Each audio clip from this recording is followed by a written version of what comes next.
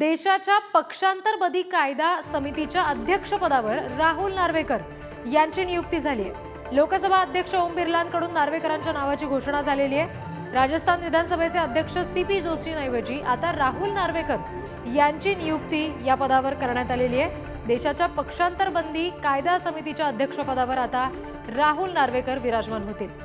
पक्षांतरबंदी कायद्यासंदर्भातील घटनेच्या 10व्या परिशिष्टाच्या संशोधन समितीच्या अध्यक्षपदावर नार्वेकरांची निवड झाली आहे।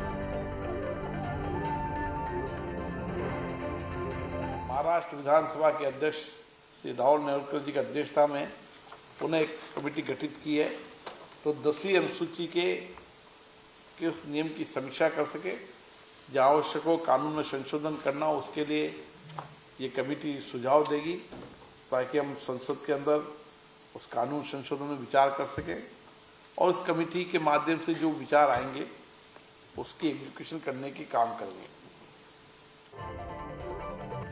देशाच्या पक्षांतरबदी कायदा समितीच्या अध्यक्षपदावर राहुल नार्वेकर हे आता विराजमान होतील। लोकसभा अध्यक्ष ओम बिर्ला यांनी त्यांच्या नावाची घोषणा केली आहे। 10वं परिशिष्ट हे विशेषतः चर्चेत आलं ते आमदार अपात्रता प्रकरणामध्ये, ज्याची सुनावणी या नार्वेकरांना घ्यायची आहे, ज्याच्या संदर्भातले निकाल द्यायचे आहेत। महाराष्ट्राचा विचार करायचा झाला तर राष्ट्रवादीची सुद्धा आज आमदार अपात्रता प्रकरणाची सुनावणी पार पडू शकते आणि या सगळ्या पार्श्वभूमीवर देशाच्या पक्षांतरबंदी कायदा समितीच्या अध्यक्षपदावर थेट राहुल नार्वेकर यांची निवड झालेली आहे।